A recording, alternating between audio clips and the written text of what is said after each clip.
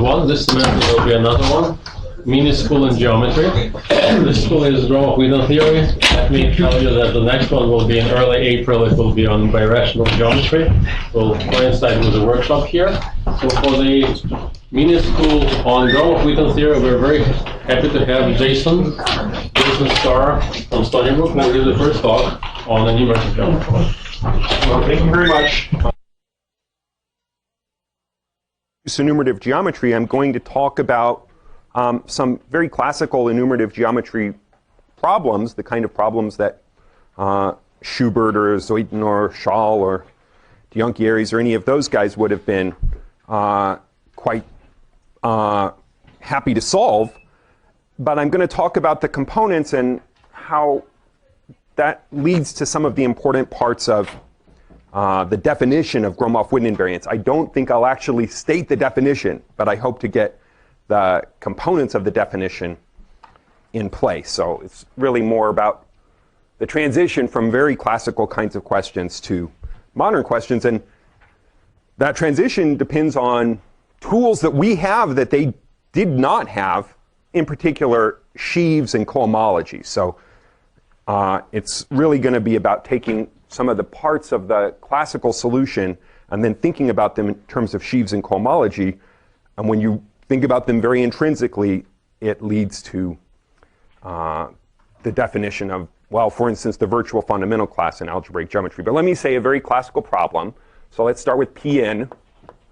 And for some of the computations I'm going to do, it's useful to give a name to the vector space we're projectivizing so that it can perform operations on this. So some projective space isomorphic to Pn. And let's take some projective variety.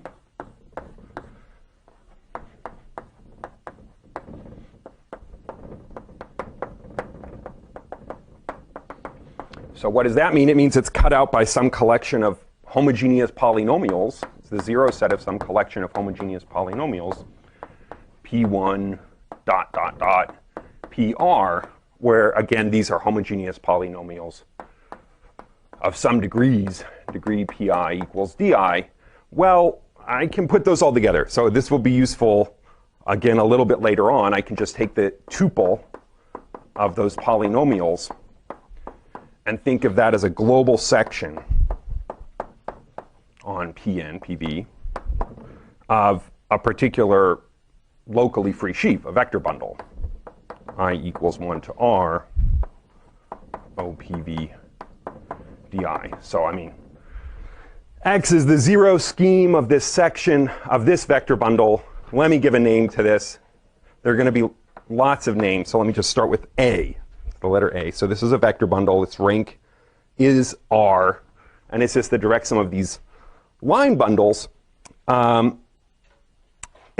now the classical question has to do with the lines in Pn that happen to be contained in X. So we have the grasmanian. I'll say more about this. But we have the grasmanian of lines, parametrizing lines in PV. And then inside of this grasmanian, I can look at what was classically called the Fano scheme, f of x. What is that? This is by definition the set of lines. I mean, as a set, it's the set of lines which are contained in X. But how do we tell whether or not a line is contained in X? Well, we just restrict these polynomials to the line and we demand that they're all zero. I mean, X is the zero locus of these polynomials. So this is the zero locus of the restrictions of these polynomials to lambda, excuse me.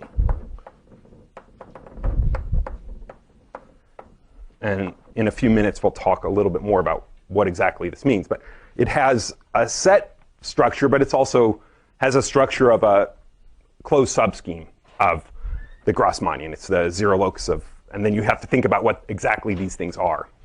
But it has a nice scheme structure. And there are a lot of geometric questions that we can ask about these things, that were asked about these things. So let me start with the geometric questions, but then move on pretty quickly to an enumerative question.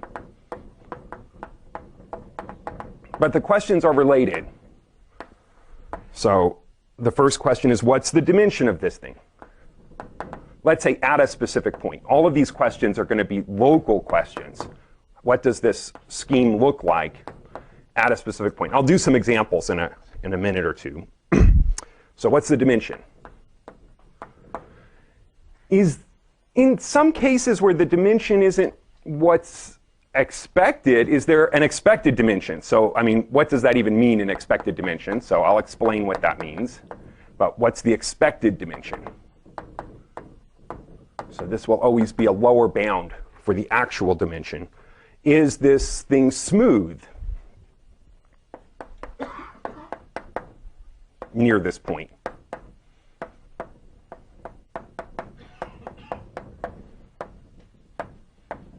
What's the Zariski tangent space at this point? And I mean, really the question that all of these are part of is, what's the local structure near this point?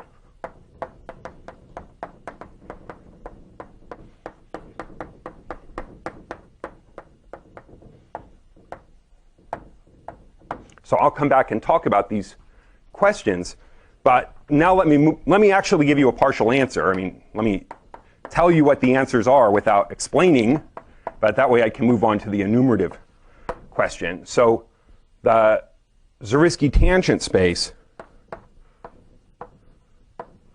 is equal to the global sections of the normal bundle of lambda in X. I guess I'm assuming X is smooth, at least at every point of lambda. So this normal bundle is locally free. So this is the normal bundle. But again, I mean, every question you could imagine we will have to ask, what is the normal bundle? What exactly does that mean? So I'll come back to that also in a few minutes, but after I state my question. So this is the Zariski tangent space, and we have a lower bound on the dimension, and this lower bound is what I'm going to call the expected dimension. Well, first of all, the dimension, there's actually two lower bounds. It's greater than or equal to the Euler characteristic of this lambda, of this normal bundle. But because we've described X in this way as the zero set of this collection of polynomials, we actually have a lower bound on this. So that, in turn, is larger than or equal to 2n, let me use a little more space here.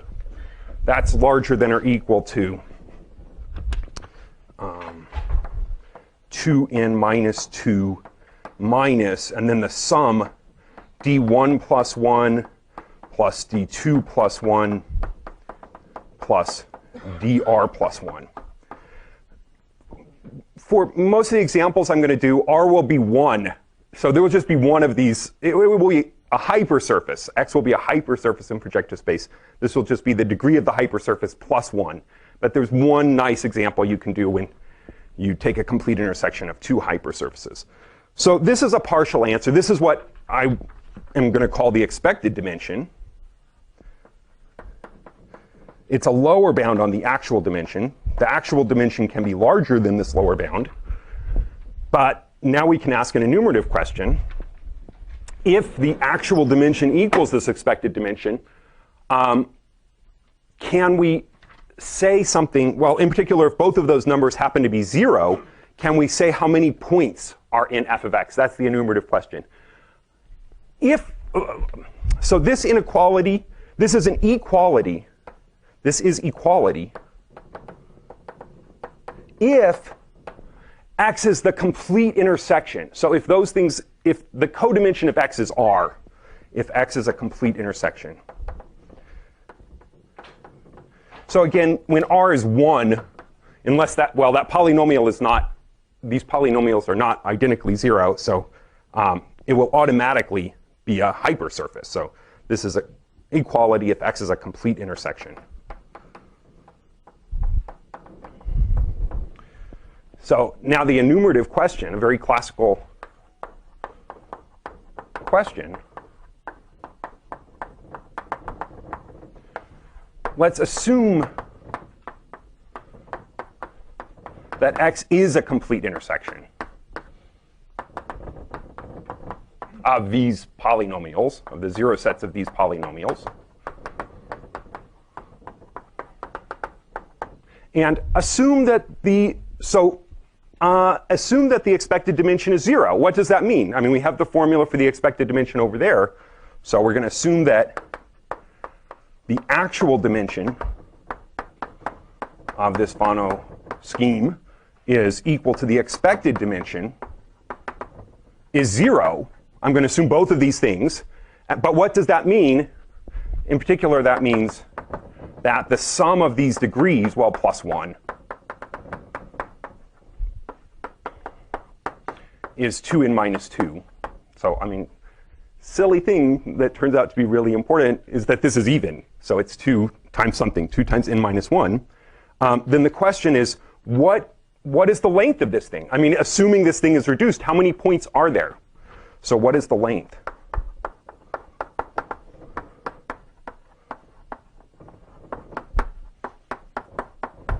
So again, if this is reduced, that's just counting the number of points.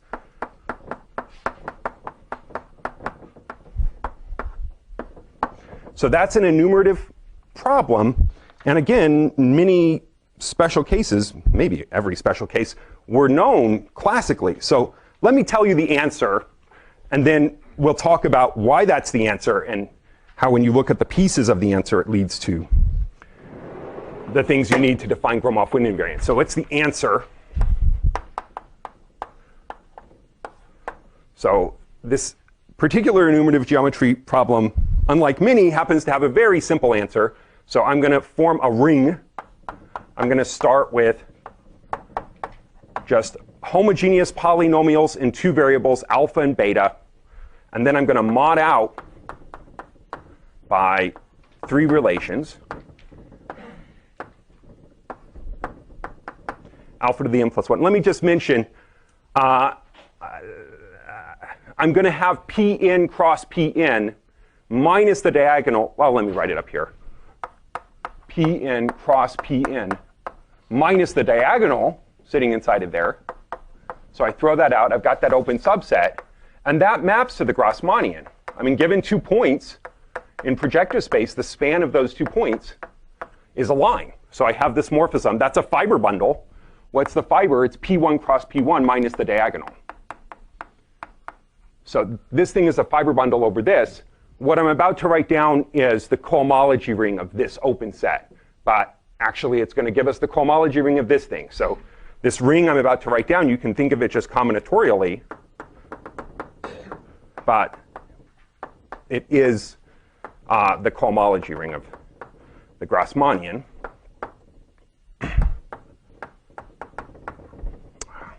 It always ends up being uneven. I don't quite want to take that ring. So the point is there's an involution here, an action of S2 that just permutes the 2 points. The line doesn't care about which point is first and which point is second. So this projection is S2 invariant. And that means that the pullback map on cohomology will pull back classes here to be S2 invariant classes here. So I'm going to take the S2 invariant part. But when you do the computations, you really work with this ring or this ring. It just so happens that all the polynomials you look at are invariant. But let's give a name to that quotient map. It's Q, so this is a quotient map. Now, let me tell you what we know about this ring. So this ring is, as a Z module, it's finite and free. I mean, it's a graded Z algebra. So maybe I'll show you the first few pieces. So in degree 0, it's a Z. In degree 1, it's Z times a generator, which is alpha plus beta. So I'm talking about the invariant part now, not the whole ring. And then it continues for a while. And then the last time you have something that's non-zero is in degree 2n minus 2. And there it's generated by Z times, and then the image, I should really be calling these Q of that. Q of alpha to the n minus 1, beta to the n minus 1. So, I mean, this ring, it is Gorenstein, but really we want to think of it as a Z module, and it's a finite free Z module, and sort of as a Z algebra, it's Gorenstein. And this is the socle of this Gorenstein algebra. So multiplication in complementary degrees gives a perfect pairing into this thing. And the answer to this question over here will be given in terms of that. So let me just tell you, if you have a symmetric polynomial of degree 2n minus 2, so I can write it out in terms of its coefficients.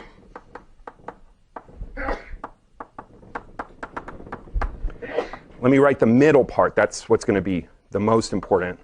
So getting towards the middle. So this term is exactly the middle term. And the image of this thing is a generator for the socle. But it's symmetric, so this coefficient equals this coefficient. And then it continues until the last one, C0, 2n minus 2 beta to the 2n minus 2. So if we have some symmetric, homogeneous polynomial of degree 2n minus 2 inside of here, then the image, well, it's got to be some multiple of this generator of the socle, some integer multiple. What integer multiple is it? It's just this coefficient minus this coefficient. So you can use these relations to prove that very quickly. So that's how you compute the degree, the sort of integrate this class. Again, later on, we'll see this is the cohomology of the Grassmannian. So, so if we take a top form and integrate it over the Grassmannian, this is what we're going to get. And in terms of that, now let me tell you the answer to this question.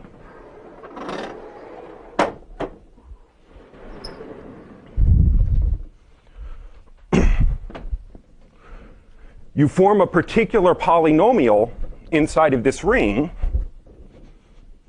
Well, I erased what x is. Let me put it up here. So x is the zero locus of some collection of polynomials, PR. The degree of P1 is D1, ... The degree of PR is dr. So we're going to form a particular polynomial depending on that collection of integers. Let's call that d. So this polynomial of alpha and beta, it's going to be a symmetric homogeneous polynomial. It's going to be a product, I equals 1 to r, of one polynomial for each of these degrees. And what polynomial is it? It's got to be a symmetric homogeneous polynomial. It's the product, it's itself a product from 0 to di of di minus ei alpha plus ei beta. So let me write out what this polynomial is. It's di alpha, and then di minus 1 alpha plus 1 beta. And it continues in that way until you get to 1 alpha plus di minus 1 beta, and then di beta. So it's a product of linear factors. How many? Di plus 1. So the degree of this polynomial is di plus 1. So the degree of this polynomial is the sum of these di plus 1s. And by hypothesis, is it still up there? That's 2n minus 2. So that's the number that's the degree we need in order for this element to map into the socle. And now I can answer that question. The length of this Fano scheme is equal to this thing here. So I take the middle coefficient, n minus 1, n minus 1, and I subtract off either of the two next to middle of coefficients. They're both equal to each other, so either one of those. And that's the answer. So, I want to explain this. If you're looking at this, you might say, well, I don't know what any of this means. You're claiming this is the cohomology ring, but why is that true? And then you're claiming that this particular polynomial is what you should be looking at, but why is that true? I'm going to explain those things. But first, let's do a few examples and see that it does give the right answer. So we can compare this to what we already know. in some small case, let me leave that there. Let me move over here. In some small cases, so when n is 2, if you look at that, is it still here somewhere? I don't know if it's, oh, there it is. So if n is 2, then this number is 2. So the sum of the degrees plus 1 has to be 2. The degree has to be 1. I mean, there's only one possibility. But let's see what we get out of this. So we're talking about a line in P2. And we're asking how many lines are contained in a line. And the answer is 1. So when n d is 2, 1, the only choice, when n is 2, that's the only choice that satisfies this inequality. So we are talking about a line in P2. That's our x. We're asking how many lines are in there. And if we go through this, what we're supposed to do is we're supposed to take 1 times alpha, that's the first term, and then keep going until we get 1 times beta, but that's the next term. 1 times beta. So it's 1 times 1 is 1 alpha beta, which is the socle. So the degree in this case is 1, which indeed it is. There's a unique line contained in a unique line. So that was an easy case. Let's do the next case. If n is 3, then there's one possibility here, and that's 3. So we ask how many lines are in a cubic surface. That's what we're talking about now. That's not a picture of P2. What was I thinking? Here we go. That's a picture of P2. And P3 is round, so we have some kind of cubic surface. So this is our x. It's some cubic surface. And we're asking how many lines are contained in this cubic surface. Of course, we already know how many lines. A cubic surface is isomorphic to the blowing up of P2 at 6 points, no 3 of which are collinear, and such that not all 6 of them lie on a conic. And then the 27 lines are, well, first, the exceptional divisors over those 6 points. And then the 6 choose 2 is 15 strict transforms of lines through pairs of those points. And then the 5 conics, 6 conics through all but one of those 6 points. So you add those up and you get 27. But let's do the computation this way.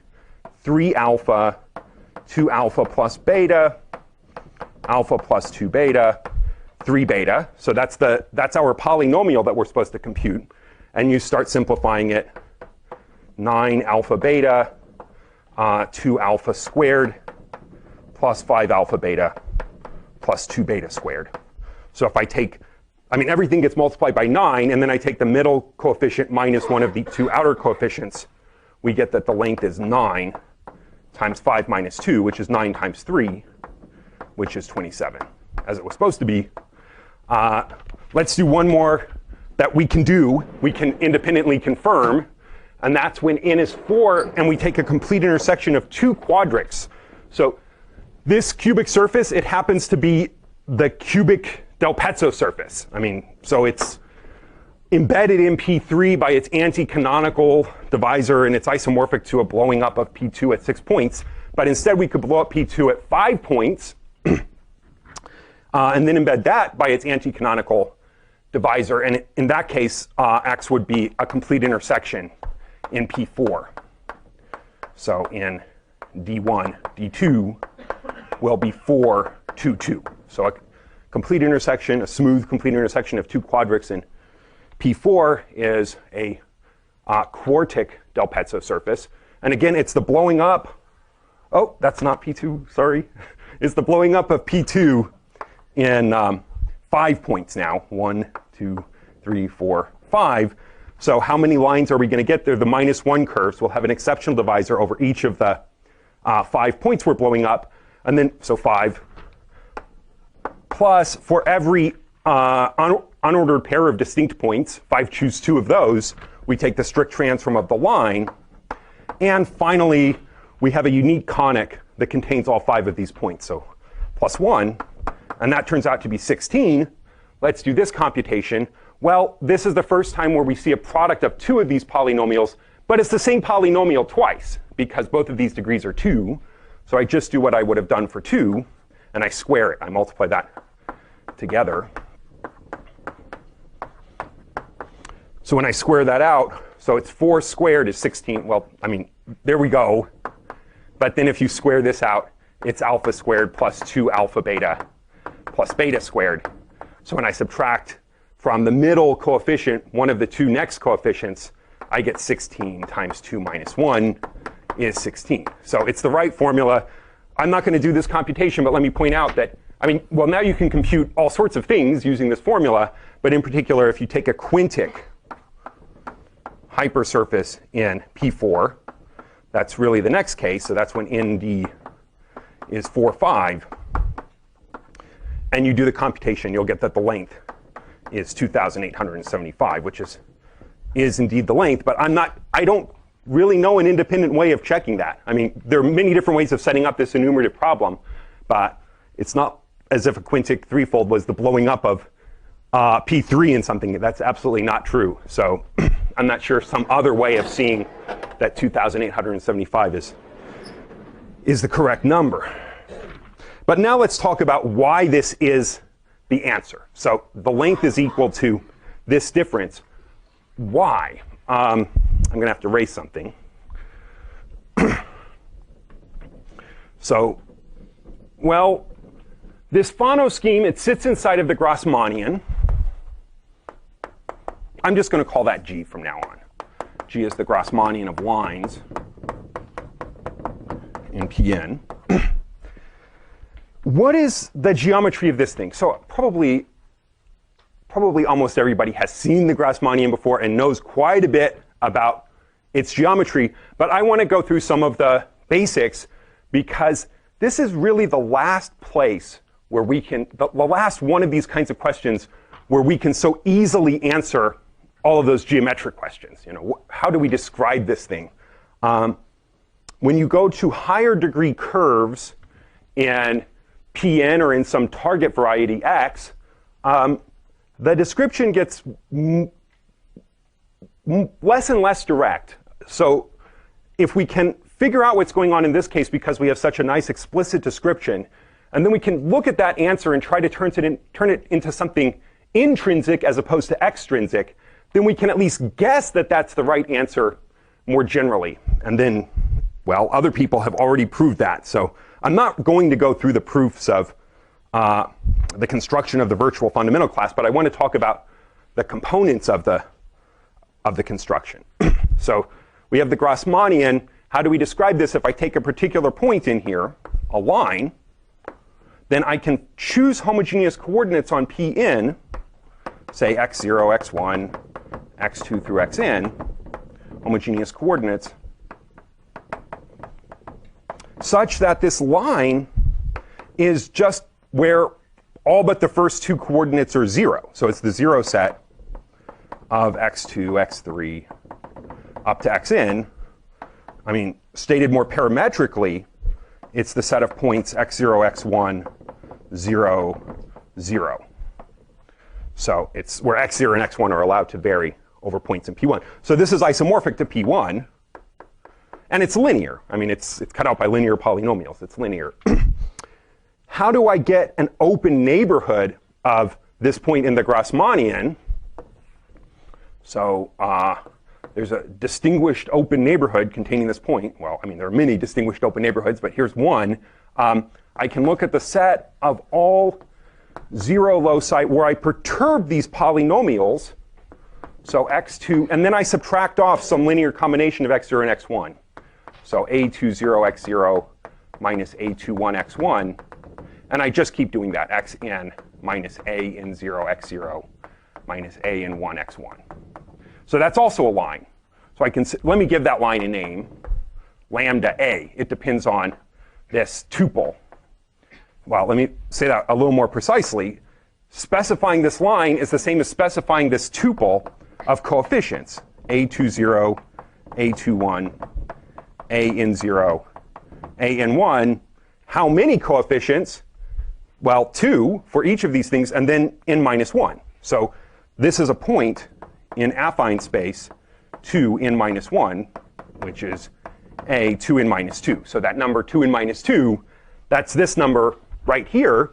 And I mean, for each choice of coordinates, I get a unique line Of course, you can write this down as a functor and then prove that the functor is representable by affine space. The functor, you have to say what functor you're talking about, but I'm not going to. So I mean, I'm going to be rather sketchy, but it's a good exercise to try to say this more functorially and prove that this isn't just set theoretically true, it's scheme theoretically true. But I'm not going to do that. But once we have this description, this is an open set that contains lambda. Lambda is 0. This lambda here is then lambda 0. When I set all of those coefficients are equal to 0. So this is an open subset of the Grassmannian that contains this point, and it's just an affine space, C to the 2n minus 2. So all of those questions I asked before I can answer. The dimension is equal to 2n minus 2. That's the expected dimension. I mean, there's no reason to call the expected dimension any integer other than the actual dimension in this case. So it's 2n minus 2. It is smooth. I mean, it's even affine. There's, I mean, maybe one of those questions that's a little interesting, which is, what's the Zariski tangent space of the Grassmannian? And, well, I mean, this open subset of the Grassmannian is an affine space. So you just choose linear coordinates, and we have them right here, and that gives us a description. So I'm going to pretend that the field is the complex numbers, but all of this works over any field.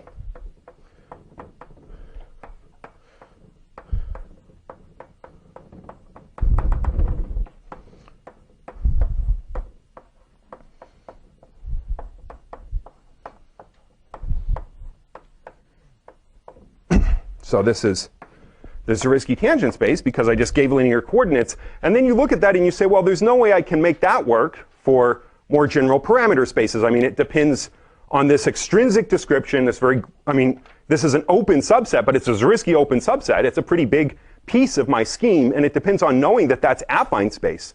So anytime I have a parameter space that's, for instance, not rational, then that's not going to happen. So is there some more intrinsic description of that Zariski tangent space? And there is. So, I mean, what we're doing now is reversing the correct logic. The correct logic is to write down the functor and then study infinitesimal deformation theory for a semester or two, and then come back to this functor and figure out what the answer is. But since we already know what the answer is going to turn out to be, we can instead guess what more intrinsic object gives that answer. And that's what I'm going to show you. So what are these coordinates? Well, maybe I would write them as x0 times d dx2.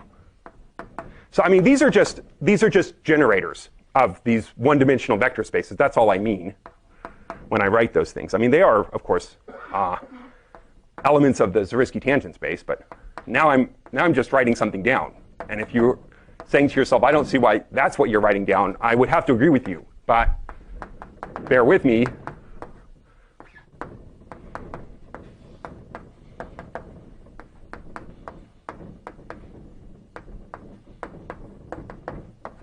So if you think about what these aij's really are, they're the entries of a 2 by n minus 1 matrix, which is giving us a map from the two-dimensional vector space underlying this P1 to the quotient of our n plus 1 dimensional vector space V by the two-dimensional vector space. So if you've seen that before, you know what I'm talking about. And if you haven't, this probably seems mysterious.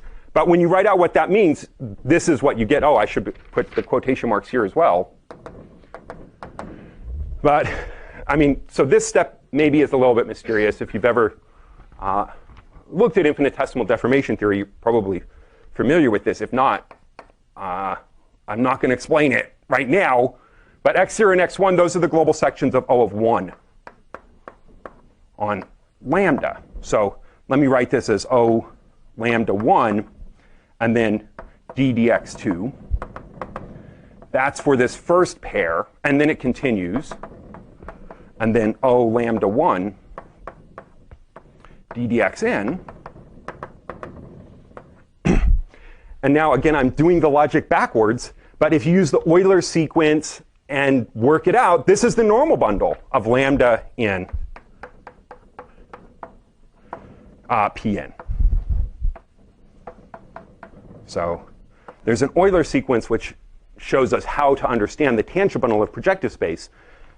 The same argument applies to P1, which is itself a one-dimensional projective space. And when you put those two Euler sequences together, it tells you that this normal bundle is this thing. So this Zariski tangent space, it turns out to be equal to the global sections of this normal bundle. And this is intrinsic. I mean, I didn't need to know that there was an open affine neighborhood, which happened to be affine space. So this makes sense. More generally, another thing to notice here is that, well, this doesn't have, I mean, well, automatically, the cohomology in degrees bigger than 1 of this locally free sheaf on a curve are 0, always. And because we have a description of the normal bundle, we can also see that H1 happens to be 0 in this case. I mean, if you had a more general curve and a more general variety, H1 might not be 0, but H2 would be 0 because we're talking about cohomology of a vector bundle on a curve. So in this case, as it happens, sort of coincidentally, also H1 of the normal bundle is 0. And that's really the reason that this thing is smooth. I mean, of course, it's smooth because I just wrote down an open covering by smooth affine spaces. So that proves it's smooth. But if you're looking for a more intrinsic reason, something that might apply in other cases, this is what you get. But the higher cohomology, the cohomology above 1, that's always going to vanish just because this is a curve. So that answers these geometric questions that we had in the case of the grasmanian, if that X we were looking at happens to be projective space. But of course, we're not interested in the case of projective space. We want to know what happens for 2 complete intersection in P4 or something like that. So we have to modify this analysis to figure out what's going on in the more general setting. So what about more generally? Well, let me pause. I've been talking and talking with my back to you guys. Are there questions? So a lot of what I'm doing here is you kind of guess the answer, and assuming that's true, you see what it gives you. And at some point, you have to go to the literature and actually verify these things. I doubt you're going to do that between my lecture and Devesh's lecture. So I mean, but let me say what's the sort of canonical references here. So the first paper, I mean, for all of this stuff, you can find this described, these kinds of enumerative problems described, well, the grasmanian is described in Griffiths and Harris. I mean, the geometry of the grasmanian and all of this kind of stuff is in Griffiths and Harris. Of course, the enumerative problem that I'm solving, you can find in Fulton's book. But for what I'm about to start discussing about stable map spaces and things like that, the original paper by Kontsevich is very inspirational. Enumeration of rational curves via torus actions.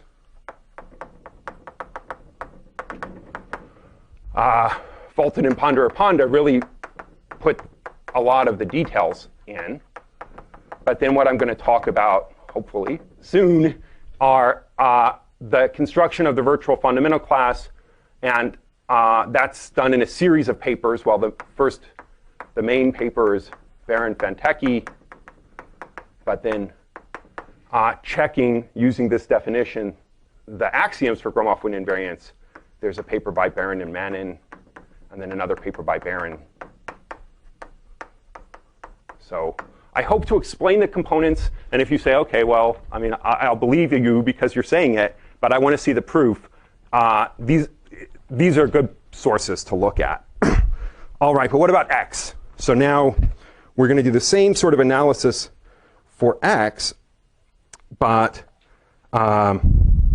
it's going to get more complicated. So I have to remember, I said before that the Fano scheme of X is the 0 set of, I take the defining polynomials of X and I restrict them to my line. I mean, what exactly do I mean by that? Well, my line, I mean, it's this 0 set, but I can give it more parametrically. It's the set of these points x0, x1, and then the x2 coordinate, I know what that is. It's a2, x0, plus a21 x1, etc. a in 0 x0 plus a in 1 x1. So I've given it parametrically, and now I can plug that in to my polynomial. So I have some polynomial. It's degree di, homogeneous of degree di. And now I just plug in my parametric formula.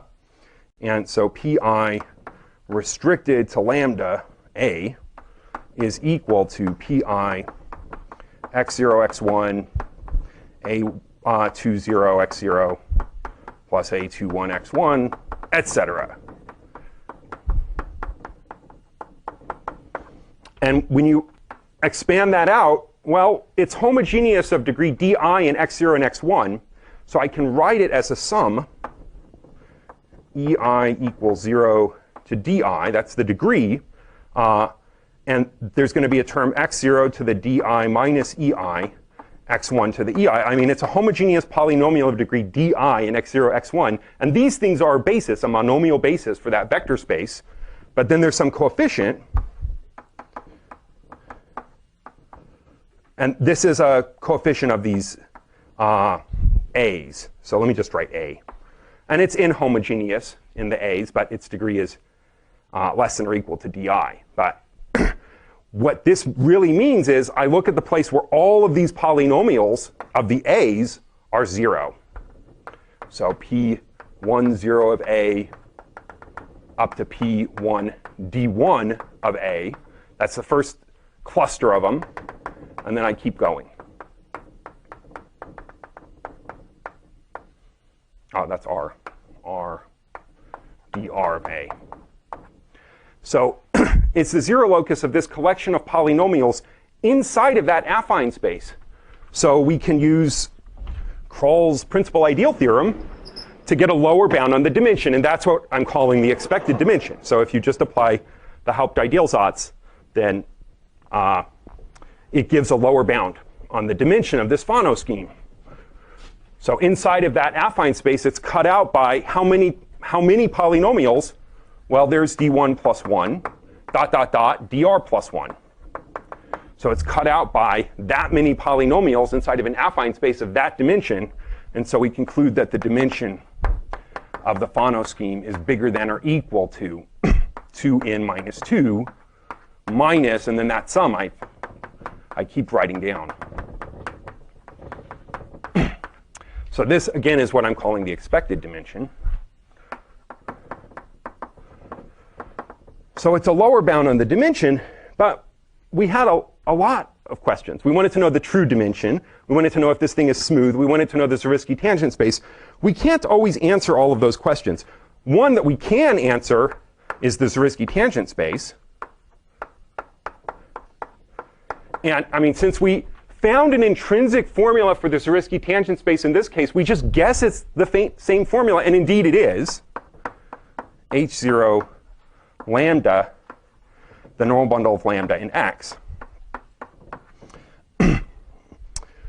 What about the number of so every, well, finite type scheme over a field, locally finite type scheme over a field, at any closed point, if I take the stalk of the structure sheaf and I complete it with respect to the adic topology, I take the corresponding sort of power series, quotient of a power series ring, then that is formally isomorphic to a closed subscheme, the completion at the origin of a closed subscheme of this thing. So when we ask what's the local structure of X, what I really mean is if I take the sort of formal completion of this thing at of f of x at my one point, what equations cut it out inside of this affine space? This is just a vector space. It's an affine space. And obstruction theory answers that question. Again, I'm not going to go through all of obstruction theory, but I will say something about obstruction theory. But the answer is that the number of equations needed is less than or equal to, and it really can be strictly less than, h1 lambda, the normal bundle. So the Zariski tangent space is H0. The number of equations that cut out the local thing inside of here is less than or equal to H1. And so again, by this, it's the same sort of computation as the one I just did. You conclude that locally the dimension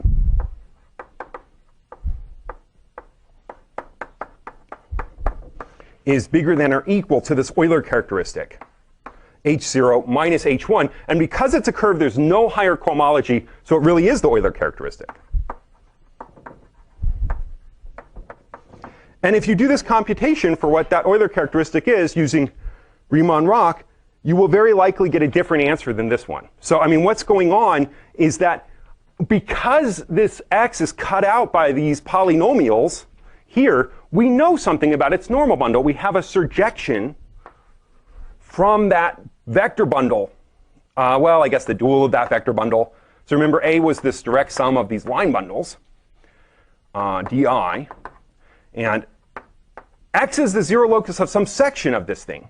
So we have a surjection onto the ideal sheaf of x in Pn from this thing.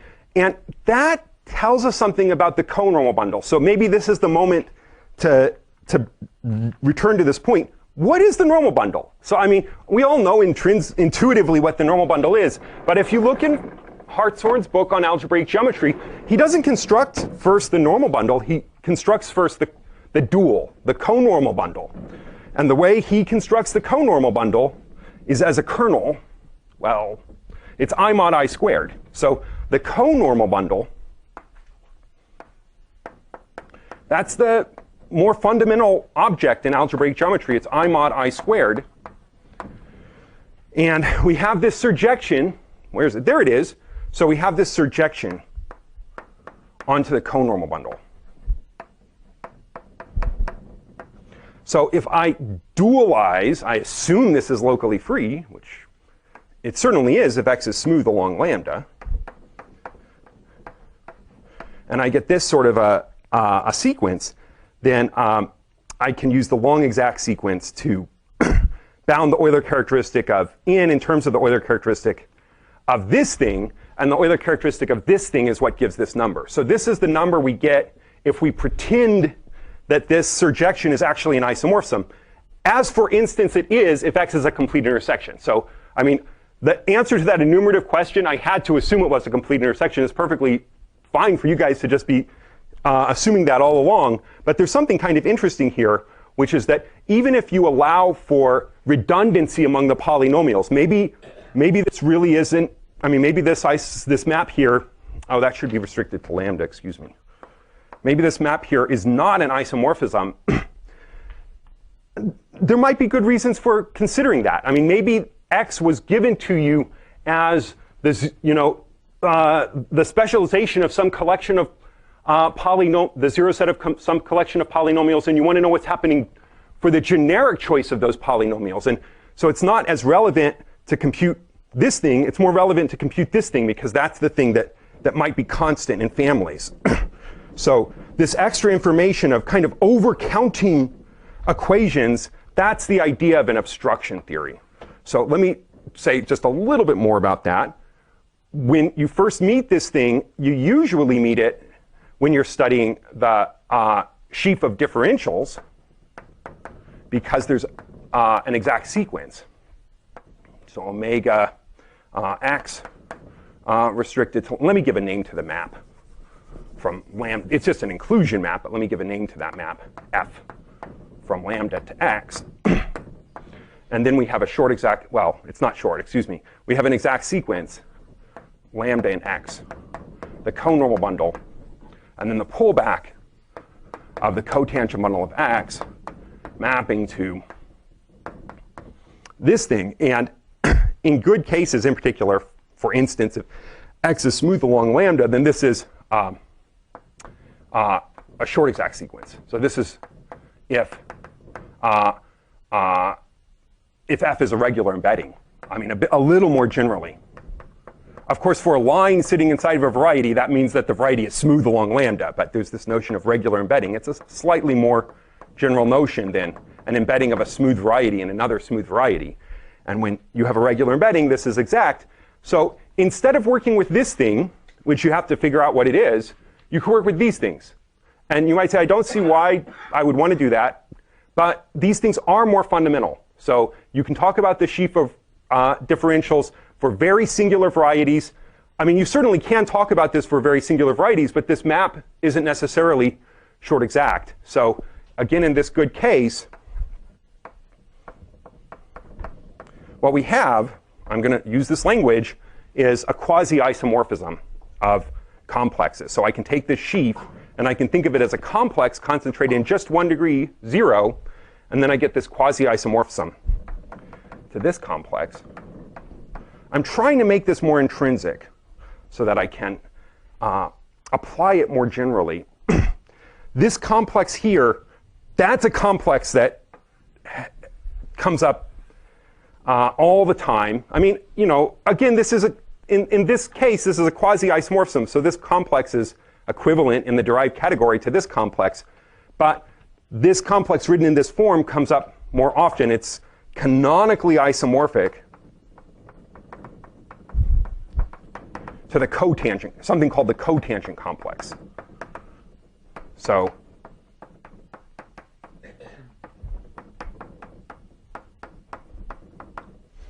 LF, except not quite, because this is in degree 0 and this is in degree +1. And the cotangent complex, this would be in degree -1, and this would be in degree 0. So it's the cotangent complex shifted. So it's this cotangent complex. And now what's going on is this H0, H1 that's giving us the deformation theory. It's it's the H0 and H1 of a complex. So the H0 and H1 over there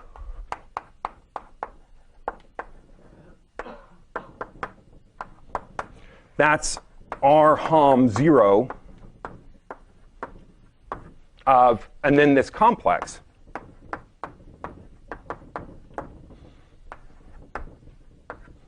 And this H1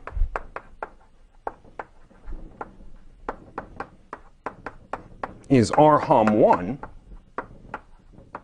of the same complex. This complex, I mean, these are both locally free. So it's a 2-term complex of locally free sheaves, but in particular, it's everywhere locally isomorphic to a 2-term complex of locally free sheaves because it's globally a 2-term complex of locally free sheaves. So that kind of a complex, that's what's called a perfect complex of amplitude -1, 0. I'm going to, why am I doing all this? I'm going to tell you the definition of a stable map in just a minute. But before I do that, let me point out one more thing. We have Serre duality. So Serre duality will allow us to move this over to the other side. And what we end up with is R gamma 0, lambda, and then the shift goes away. But we have to throw in the dualizing invertible sheaf, R gamma 1. I'm sorry, the duals of these things. Sorry, lambda, LF dot, omega lambda. Dual. Why would I want to dualize these things? So this is a Zariski tangent space, and this is like the next thing that comes after the Zariski tangent space. But I was just saying, wait, Zariski tangent spaces aren't so fundamental. It's the cotangent that's more fundamental. So actually, when you set up the theory, it's more relevant to have the duals of these things, and that's this and this. And the L comes over on this side. OK. All right, let me tell you the definition of a stable map. So I want to, why am I doing this? I mean, we have a perfectly nice description of this Zariski tangent space, H0 of the normal bundle. But the normal bundle only makes sense for, well, it has to at least be a closed immersion. And one of the big insights in setting up in algebraic geometry a theory of Gromov-Witten invariance was that really the parameter space that we work with most often, it is compact, it's proper, but it doesn't only parameterize closed immersions. It doesn't, It parameterizes maps that are not necessarily one-to-one to their image. In fact, quite often there are components of the curve that get contracted to a point. So let me tell you the definition of a stable map. So a stable map, it's a map from a curve. Okay, let me change my name. I'm not going to call it, the curve was called lambda before because it was a line, but now it's a curve. But I'll say more about this curve in a moment. 2x, so it's a stable map 2x. This curve is required to be, well, connected, sometimes not, but I'm going to assume connected, proper, at worst nodal. Well, certainly all my lines are satisfy that. They're even just P1. But here we're going to say at worst nodal. One consequence of being at worst nodal, so everywhere locally, it's either smooth or it locally has the isomorphism type of the union of the two coordinate lines in affine space. That means that omega is perfect. So this saying that this is at worst nodal, that means that this omega of C is perfect of amplitude -1, 0. So it's everywhere locally has a two-term resolution. So there are other good reasons for restricting to only at worst nodal curves, but for this deformation theory, that's quite important. So this is not necessarily locally free. I mean, if C was smooth, it would be locally free. But there are more conditions here. Well, I'm going to say the stability condition in characteristic 0. So I think probably everybody's happy with that. The stability condition, it's the condition that this complex doesn't have any terms. This complex here doesn't have any terms in. Oh, wait a minute. This was supposed to be -1. Sorry, because this is +1, and I'm dualizing, so that was -1. -1. It doesn't have any terms in positive degree. So I want that complex. So I can still form this complex in this case. So I have this map. I can form this perfect complex, F upper star omega x. I'm assuming this thing is smooth. Or at least C maps into the smooth part. So I have this, just pullback map on differentials. That's all this map is. This is in degree -1. This is in degree 0. This is locally everywhere, has a resolution by locally free sheaves of length 2. And then I've got this locally free sheaf. So this is still perfect of amplitude -1, 0. And this is it's canonically quasi-isomorphic to the cotangent complex of this morphism F. So I can still form that thing over there, R gamma C, and then the cotangent complex. I mean, again, it's just this two-term complex. I mean, it might sound complicated, and if you look in Illuzy's book where he constructs this cotangent complex, indeed, there's a lot of work to constructing it and showing it has the right properties. But when you do computations, you just use this two-term complex, which is canonically quasi-isomorphic to this thing. This a priori, because we're working on a curve, it can have cohomologies. It certainly can have cohomologies in degree 0, -1. It can have cohomologies. No, because this is a two-term complex, it doesn't have any cohomologies in lower degree. So nothing in degree -2 or less, but it can have cohomology in degree +1. And that's really annoying because what's that supposed to correspond to here? H -1 of the normal bundle? That doesn't make any sense. So the stability condition is precisely that this cohomology group is 0. So the stability condition, so these are stable maps because there's the stability condition. And the stability condition is precisely that this cohomology group, R gamma 1, is equal to 0. But that's not a very useful way of saying it. I mean, you can check that it's equivalent to many other formulations. The formulation that we use most often is that if I take the pullback of, I take the dualizing sheaf of C, then that is F ample. So if I take some very, very ample invertible sheaf on X, pull that back to C, tensor this thing with that very, very ample invertible sheaf, then that's ample on C. Another way of saying it, So this is equivalent to this. Another way of saying it is that every irreducible component of C that gets contracted by F has at least 3, I'm sorry. So every component of C of genus 0 with PAC equal to 0 that is contracted by F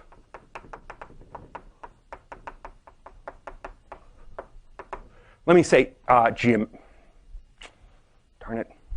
Well, let me say this. That is contracted by F has at least 3 special points. Has, well, 3 marked points. 3 special points. I'll say what I mean by that in a second.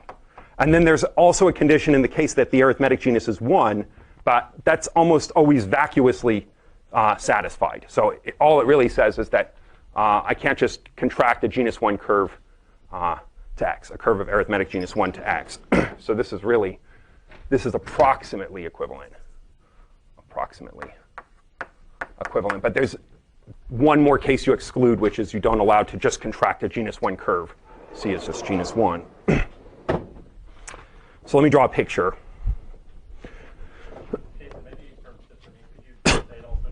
The automorphism group of the... Yes. So, I mean, this R gamma 0 is the cotangent space of some moduli space. The automorphism group, or rather the group of infinitesimal automorphisms, the Lie algebra of the automorphism group is this R gamma minus 1. So this is the Lie algebra of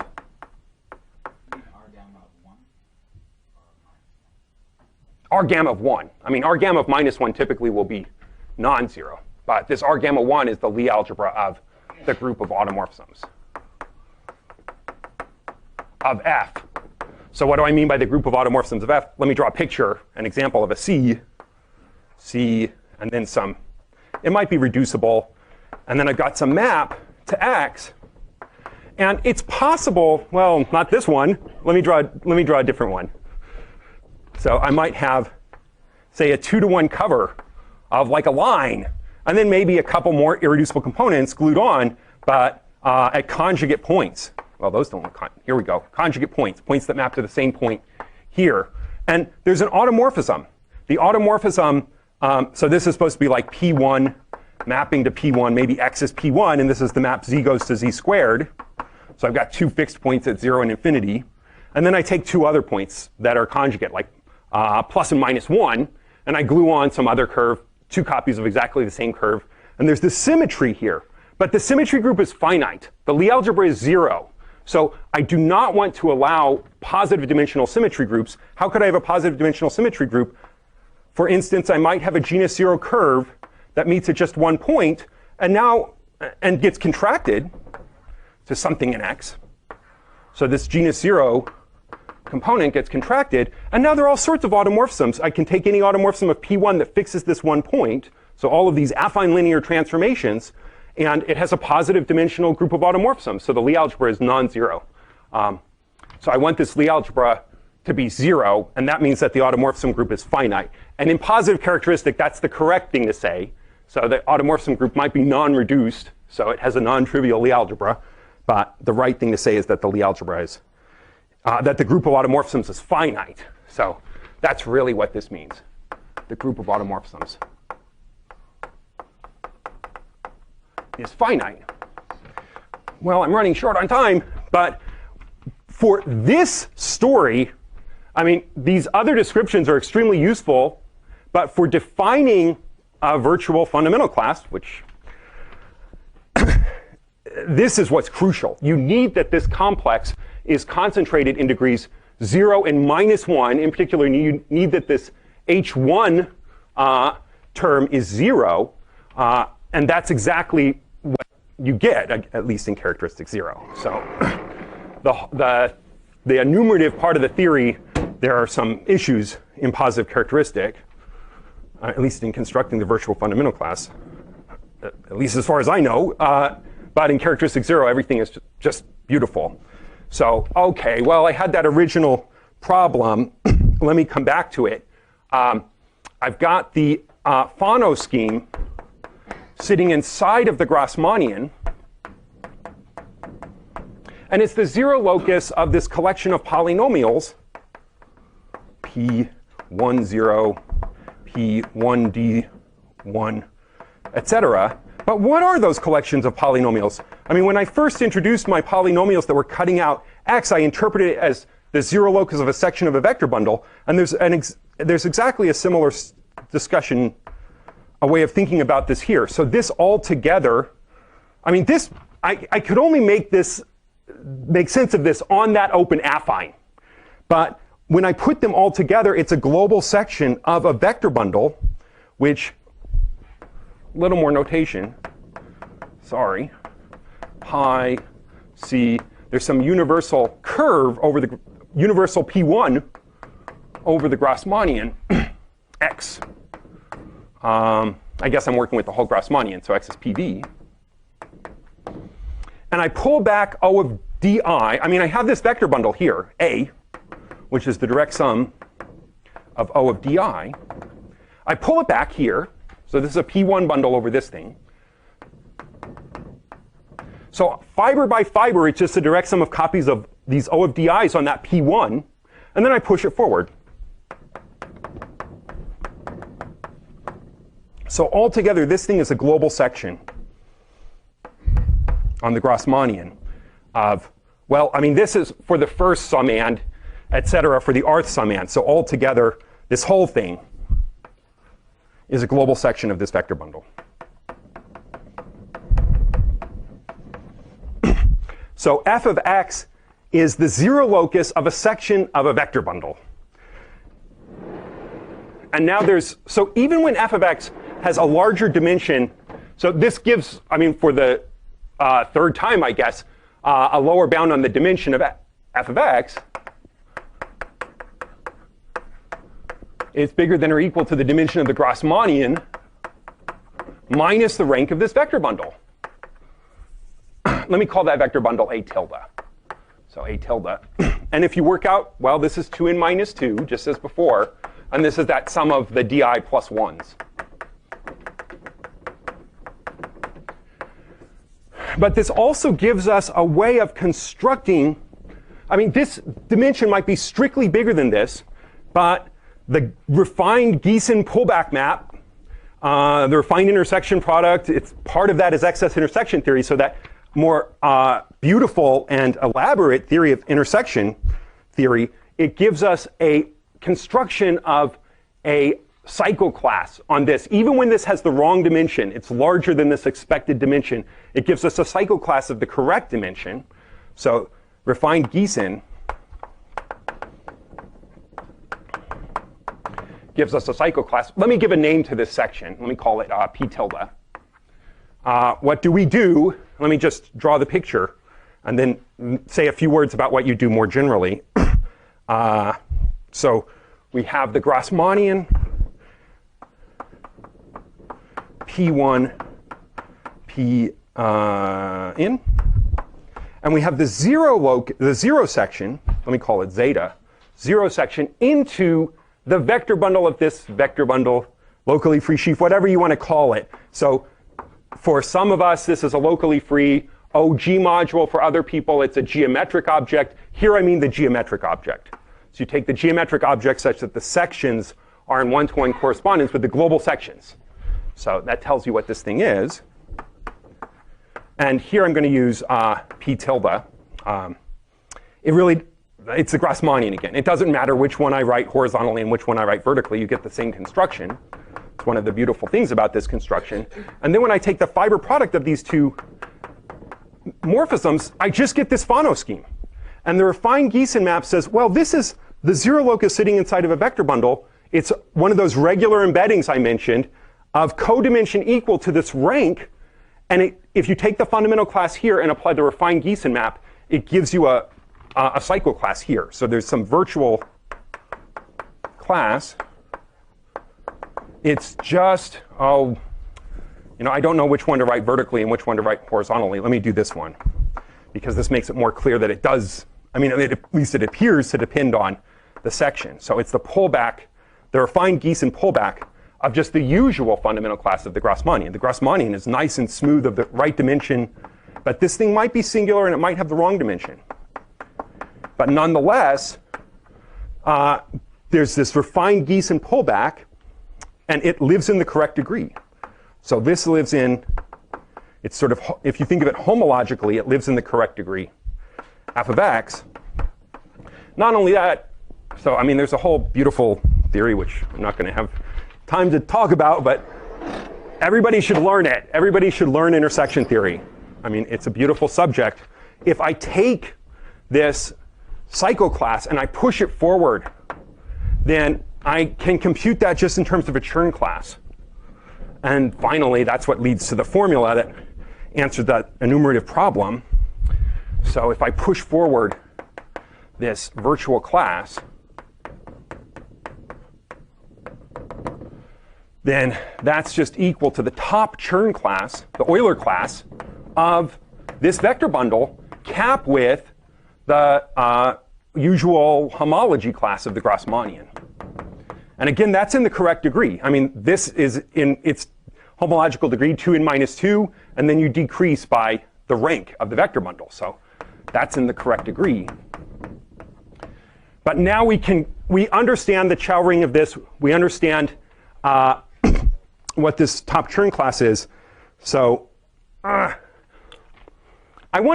just want to say, so I'm not going to have time to finish this, I'm sorry. But I want to say one thing, which is you need very little of this diagram in order to construct this virtual fundamental class.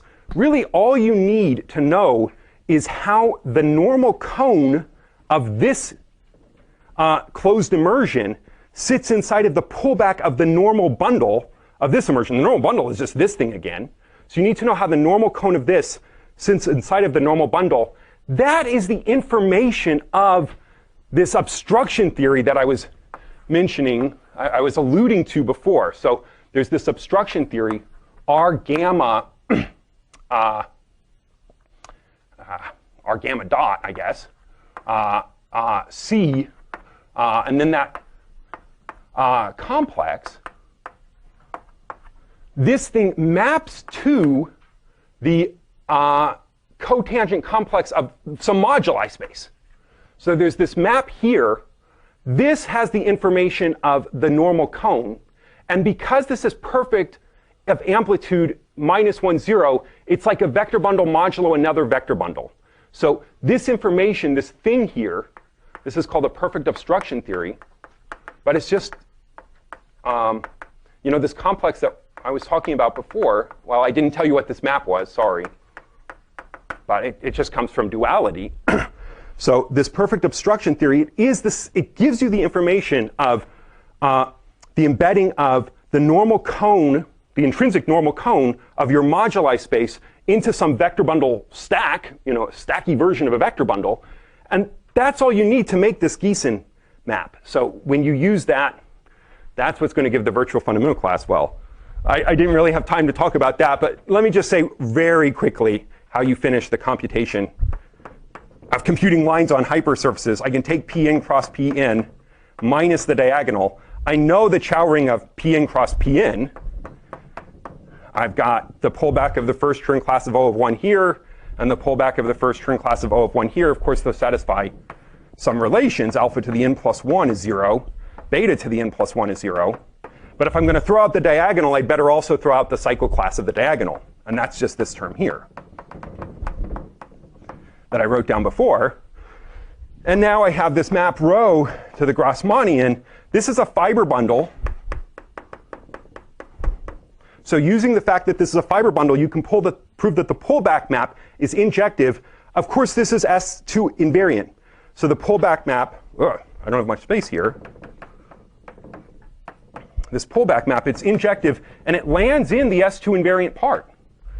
But what generates this? Alpha plus beta.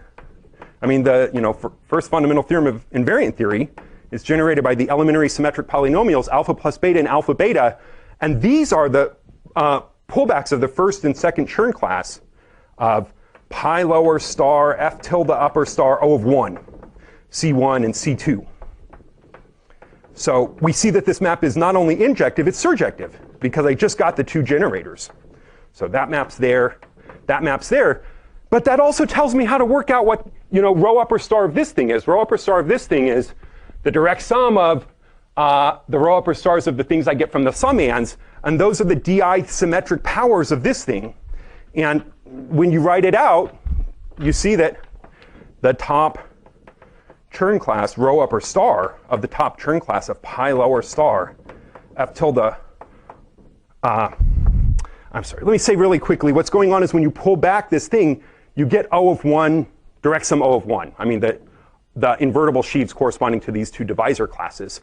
So when you pull back O of D, it's just the direct sum of the D plus 1 possible monomials in those things. So you exactly get that polynomial that I kept writing down. D alpha, D minus 1 alpha plus beta, dot, dot, dot, 1 alpha plus D minus 1 beta, D beta.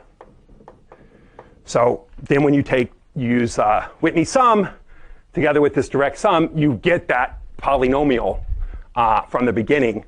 And because this is such a simple ring and we can understand what its Sockle degree is and we can compute what's the invariant of homogeneous polynomials of top degree, finally that gives the answer. So, well, I'm sorry I went over time, and I'm also sorry I didn't do justice to this virtual fundamental class, but it really comes out of the obstruction theory, which is trying to understand the local structure. So happily, Grothendieck, Altman, Kleiman, Illuzy, they had done a huge amount of the legwork decades before, and Baron Fantecchi, they made this huge leap and saw that, well, that obstruction theory that had already been developed, that's all you need to make sense of this virtual fundamental class.